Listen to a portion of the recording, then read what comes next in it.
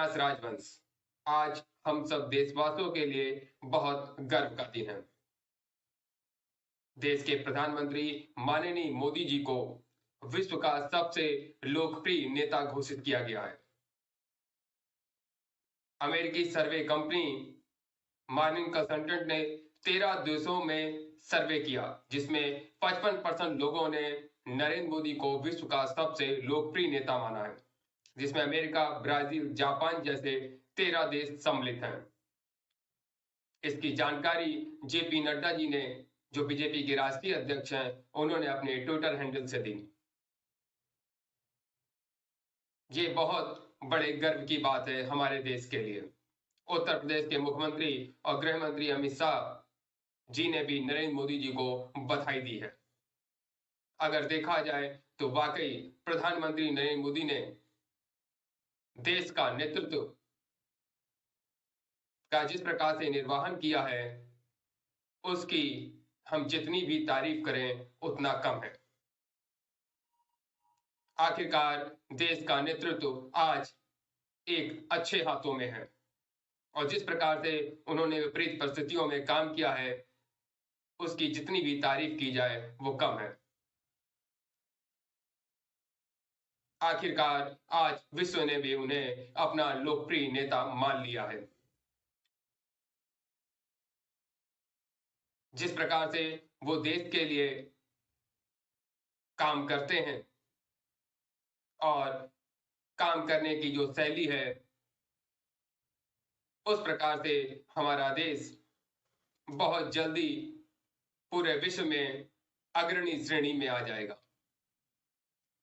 और हम सब जनता यही प्रार्थना करते हैं कि एक दिन हमारा देश विश्व में सबसे आगे होगा। इसीलिए हमें अब केवल एक ही सपना पूरा करना है, आत्मनिर्भर भारत का, जिसमें हम सभी देशवासियों को एकजुट होकर के काम करने की जरूरत है, क्योंकि देश सर्वोपरि है। खबरों के लिए हमारे साथ बने रहें। मैं अविनाश राजवंश। अभी मिलते हैं एक छोटे से ब्रेक के बाद, कहीं मत जाइएगा, खबरें अभी बाकी हैं।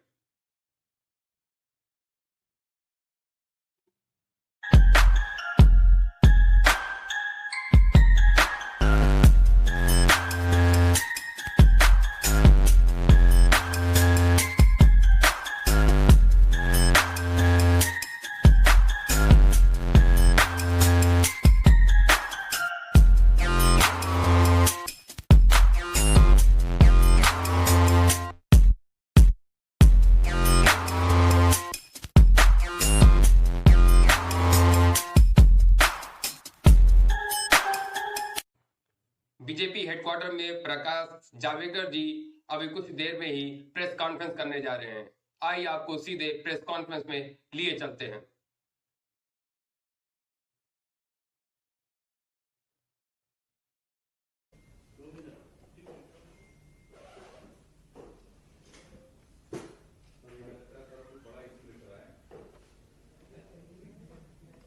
Okay, role please.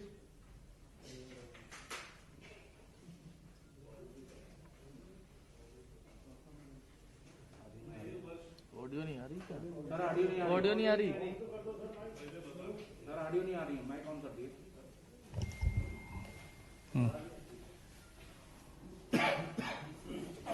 हम 2021 में पहली बार इस संवाददाता सम्मेलन में बैठे हैं। आपको नमस्कार और उपलब्धियों का वर्ष रहे, ऐसी अपेक्षा है। और इन्हीं उपलब्धियों के साथ भारतीय जनता पार्टी के वरिष्ठ नेता और केंद्रीय मंत्री माननीय प्रकाश जावड़ेकर जी आपको संबोधित करेंगे।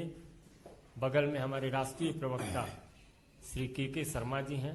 मेरा विनम्र निवेदन है माननीय प्रकाश जी से कि आपको संबोधित करें। नए साल की सबको शुभकामनाएं। पिछला साल कोरोना से शुरू हुआ, लेकिन इस साल वैक्सीन से शुरुआत हुई है। तो देश को एक आश्वस्त करने वाली ये साल रहेगा, ये मुझे विश्वास है। अमेरिका की एक प्रख्यात आकलन करने वाली संस्था है, सर्वे करने वाली संस्था है मॉर्निंग कंसल्ट्स। उसने 13 प्रमुख लोकतांत्रिक देशों के नेताओं का बारे में जनता को क्या लगता है इसका आकलन किया।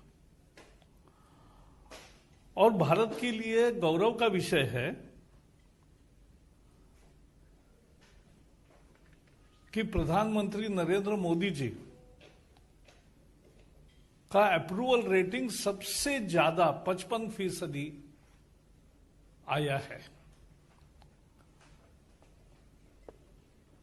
सभी प्रमुख देश इसमें थे, America, Britain, Australia, Canada, France, Italy, Japan, German, Brazil, Mexico, दक्षिण कोरिया, स्पेन। सभी प्रमुख देशों के नेताओं के बारे में जनता का आकलन किया गया और उस आकलन में 55 अप्रूवल रेटिंग के साथ सबसे आगे मोदी जी है। 2 नंबर पर मेक्सिको के अध्यक्ष है मैनुअल ओब्रेडोर, उनको 29 अप्रूवल रेटिंग है उनका। और तीसरे स्थान पर ऑस्ट्रेलिया के है 27 है। यानी एक तरह से पहले और दूसरे में लगभग आधे का अंतर है।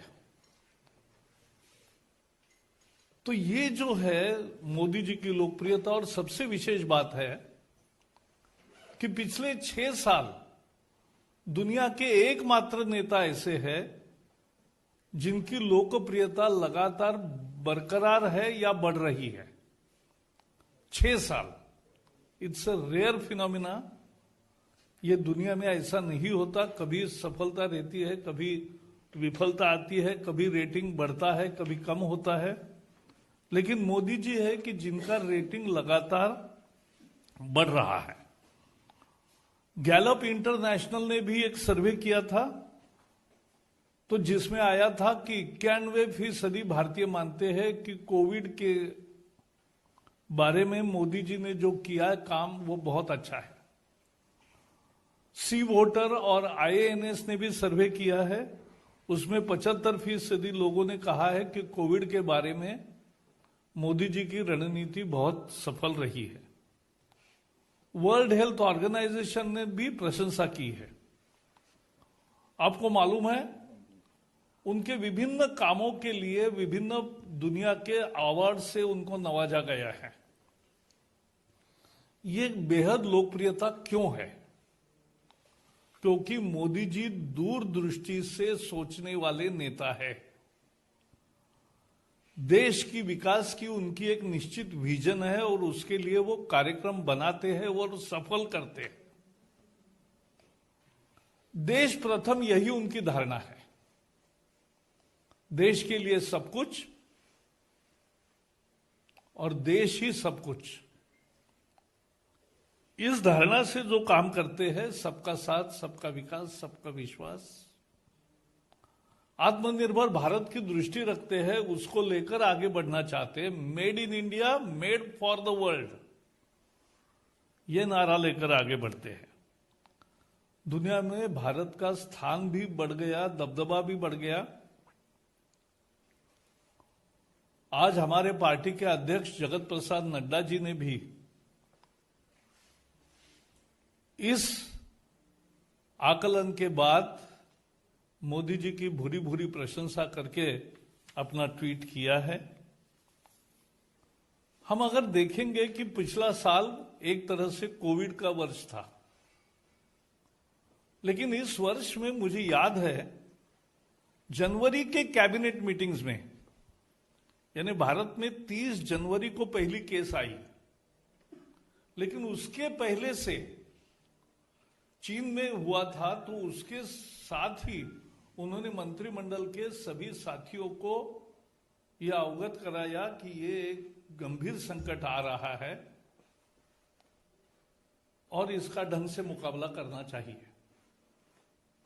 तो ये पहले से स्वयं जागरूक थे, संकट आने के बाद नहीं जागे हैं। पहले जागे और उसका काम किया है, लोगों को साथ लिया। कोरोना योद्धा एक नई टर्म तैयार हुई, जो फ्रंटलाइन वर्कर्स है हेल्थ में, और पुलिस भी होंगे या बाकी भी लोग होंगे जो समाज की व्यवस्था रख रहे हैं, उनके लिए उन्होंने, लोगों ने थाली बजाओ, घंटानाद करो कहा, और देश भर 120 करोड़ 130 करोड़ लोग उसमें सहभागी हो, यह अद्भुत नजारा हमने देखा है। ऐसे ही कोरोना योद्धाओं के लिए दिए जलाने का भी आह्वान किया था, वो भी आया तो जनता को सहभागी करके लिया इस मिशन कोरोना में। कोरोना से युद्ध किया और लोगों को जागरूक रखा, और बहुत सिंपल नारे उन्होंने गढ़े। 2 गज दूरी, मास्क है जरूरी। दूसरा नारा भी सब में लोकप्रिय हुआ, जब तक दवाई नहीं तब तक ढिलाई नहीं। और अब तीसरा, दवाई आने के बाद उन्होंने तीसरा नारा दिया है, दवाई भी कड़ाई भी। तो सावधानी बरतने का अभी भी उनका सलाह सब देश को है। उन्होंने समय पर लॉकडाउन किया, इसलिए देश का नुकसान कम हुआ। नहीं तो 130 करोड़ के देश में यह बीमारी भयंकर रीति से फैल सकती थी। अमेरिका में 3 करोड़ लोगों को इन्फेक्शन हो गए। हमारा कितना हो सकता था? और आज दुनिया का सबसे ज्यादा रिकवरी रेट 97% यह भारत का हो गया। ये प्रधानमंत्री की दूरदृष्टि की सोच और योजना, ये जिस तरह से किया उसके कारण ये हुआ है। हमारे यहां पीपीई नहीं बनता था, पर्सनल प्रोटेक्टिव इक्विपमेंट, मास्क नहीं बनता था, वेंटिलेटर नहीं बनते थे। आज ये सब देश में बन भी रहे हैं और बाहर भी अन्य देशों को हम दे रहे हैं। इतनी बड़ी, कितने लोगों को संक्रमण होगा पता नहीं था, तब उन्होंने बेड्स की योजना की, आइसोलेशन के बेड्स भरपूर हो, आईसीयू के बेड्स भरपूर हो, और उसके साथ साथ सभी स्वास्थ्य सेवा को इकट्ठा करते हुए नई योजनाएं भी की कि रेलवे के डिब्बे में भी अगर जरूरत हो तो कुछ मरीजों को रखा जा सकेगा। इस तरह की योजना करी, ये दुनिया में कहीं नहीं हुआ, वो उन्होंने करके दिखाया। दुनिया को पूरी दवा दी, हमारी हाइड्रोक्सो क्लोरोक्विन और बाकी भी दवाएं जो भारत की वैक्सीन्स और बाकी उपयोगी थे इस ट्रीटमेंट में, वो 80 से अधिक देशों में उसको रवाना किया। आज भारत शायद एक देश है कि जहां 4 वैक्सीन्स लाइन में तैयार हो रहे हैं। एक कल मान्यता मिली है इमरजेंसी प्रयोग के लिए सीरम के कोविशील्ड को, फिर भारत बायोटेक का आ रहा है, झाइडेक बायोटेक का है, और रशिया का जो स्पुतनिक आया है उसका भी हेटेरो कंपनी कर रही है। तो पूरी व्यवस्था देश भर में, उसका कोल्ड स्टोरेज की व्यवस्था, उसके ड्राई रन की व्यवस्था, आज पूरे देश भर में ड्राई रन हो रहा है।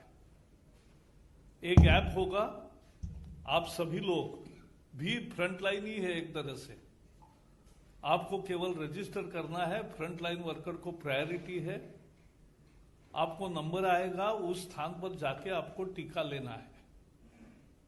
तो इतनी सुचारू व्यवस्था, ये सब उनके नेतृत्व की एक परिचय इस 1 वर्ष के संकट में मिला है। क्योंकि कोरोना जैसे संकट में सामना करते समय नेतृत्व की एक तरह से परीक्षा होती है। और इस संकट का जिस तरह से मोदी जी ने मुकाबला किया, उनकी लोकप्रियता और बढ़ी है। और इसलिए मैं मानता हूं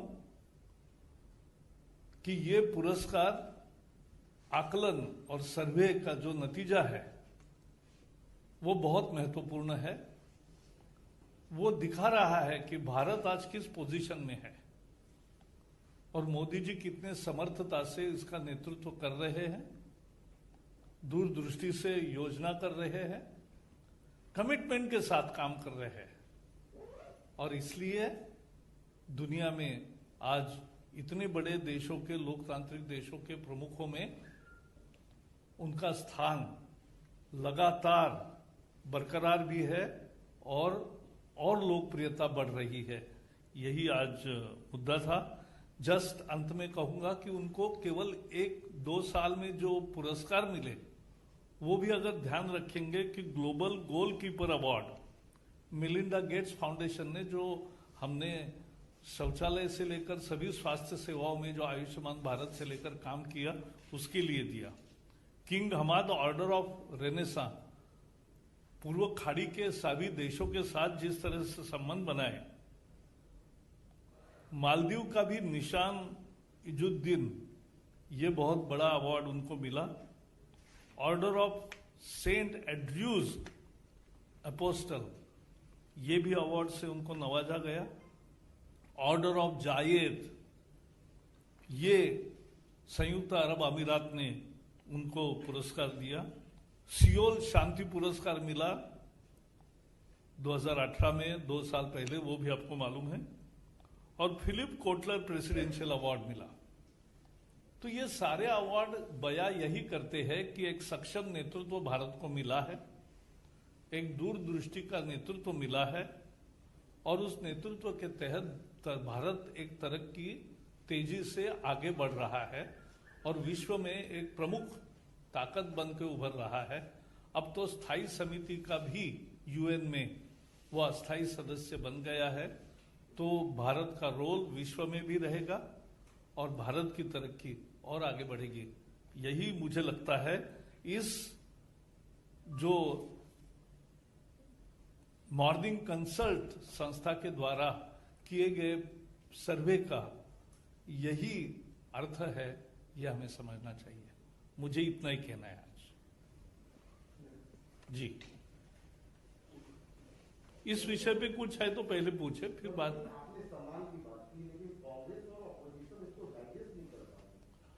ऐसा है, किसी को हजम नहीं होता है, लेकिन उससे वास्तविकता नहीं बदलती।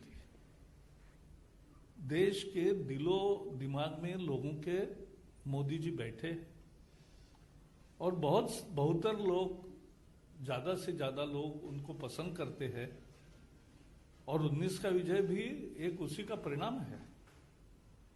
और बाकी भी हमारे ग्राम पंचायत से लेकर जिला परिषद से लेकर विधानसभाओं तक जो सफलता मिल रही है।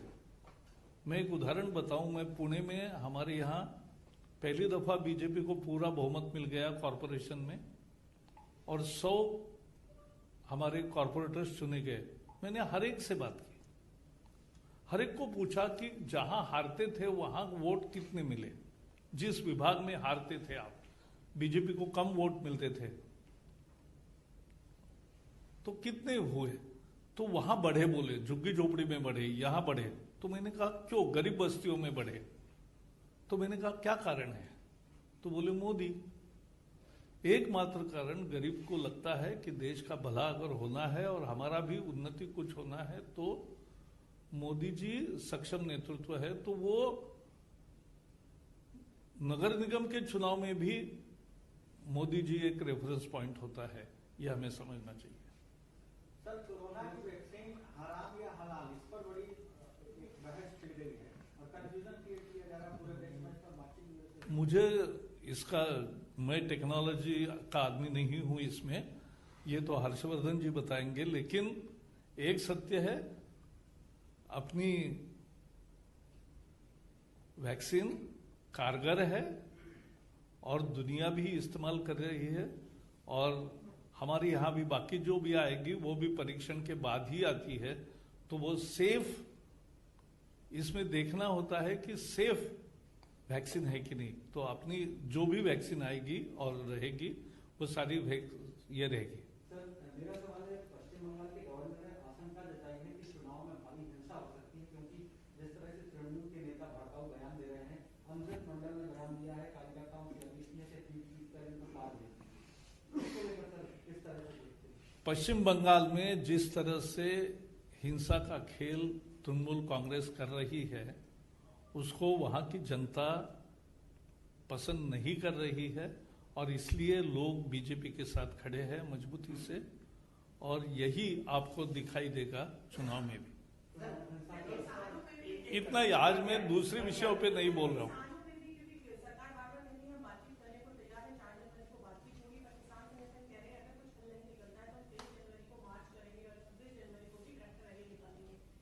ऐसा है कि आपने देखा किसानों के प्रति राजनाथ जी ने जिस तरह से अपनी भावना प्रकट की, वो सरकार की भावना है। खुद प्रधानमंत्री मोदी जी ने भी बार बार किसान और कृषि के बारे में अपनी दृष्टि को स्पष्ट किया है, और 8 बार चर्चा हुई है। 4 तारीख को परसों फिर से होगी, और हम तो आशावान हैं कि किसानों की समस्याओं में निजात होगा, उसमें समाधान होगा, और समाधान के साथ यह आंदोलन भी समाप्त होगा, और सब अपने अपने घरों में लौटेंगे, ये हमें विश्वास है। सर, आपने कहा कि दुनिया भर में तमाम जो अवार्ड तो बताते हैं कि पीएम मोदी की लोकप्रियता बढ़ी है कोरोना काल में जो काम किया। एक तरफ हम देख रहे हैं दुनिया में तमाम नेताओं की लोकप्रियता घटी और उन्हें सत्ता विरोधी लहर का भी सामना करना पड़ा है, जो एक बड़ा चुनाव हुआ उसमें। और दूसरी तरफ मोदी जी के नेतृत्व में चाहे जिला पंचायत को चुनाव हो, बीजेपी लगातार चुनाव जीती है। तो क्या सबसे अब अपोजिशन को सबक लेना चाहिए इन मुद्दों पर बोलने की? लेकिन अपोजिशन में कुछ नेता ऐसे हैं कि जो सबक लेने को तैयार ही नहीं है। हमें तो खुली प्रतिस्पर्धा का हम स्वागत करते हैं। देश के लिए एक से एक बेहतर कार्यक्रम देने वाले सोच के साथ कोई नेता काम करता है तो उसका तो हम स्वागत करते हैं, किसी भी पार्टी में हो। लेकिन आज एक तरह से एक बैंक्रप्सी जो दिखाई दे रही है, वही मूल समस्या है। लास्ट क्वेश्चन, हाँ, सर, राहुल गांधी जी ने एक ट्वीट किया 2 दिन पहले, और आपने भी उपलब्धियां गिनाई कोविड में किस तरह सरकार ने काम किया। उनका 23 खरब से ज्यादा का कर्जा बड़े उद्योगपतियों का सरकार ने बीते साल में माफ कर दिया। अगर वो 11 करोड़ लोगों तक पहुंचता तो 20,000 रुपए में पहुंचता। गलत जानकारी देने में इनका हाथ कोई नहीं, और इनकी बराबरी कोई नहीं कर सकता। लेकिन ये गलत जानकारी देश स्वीकार नहीं करता। सर, मेरा भी सवाल यही था। मोहन भागवत जी ने बोला है कि Hindu can never be anti national. वो पहले ही पेट्रियाटिक होते हैं, Hindu can never be anti national. आपने कहाँ पढ़ा वो अलग है, मैंने तो कल भाषण नहीं सुना। सुनो सुनो सुनो, मैंने जो पढ़ा वो ये पढ़ा कि मतभेद किसी का अलग हो, मत राय अलग हो, तो भी वो उसके देशभक्ति पर शंका नहीं करनी चाहिए। ये मैंने पढ़ा, आपने क्या पढ़ा वो अलग हो गया। इस विषय की चर्चा नहीं है। आज जो मैंने मूल बताया, आज वर्ष की नई शुरुआत हम कर रहे, तो जिस तरह से दुनिया हमारे नेतृत्व की प्रशंसा कर रही है, लोग पसंद कर रहे हैं, भारत के भी और बाहर के भी, तो ये बहुत महत्वपूर्ण है। और भारत में लोगों की पसंदगी रोज दिन ब दिन बढ़ रही है। 6 साल लगातार कायम है, बरकरार है, और वो आगे बढ़ रही है। यही आज की खबर है।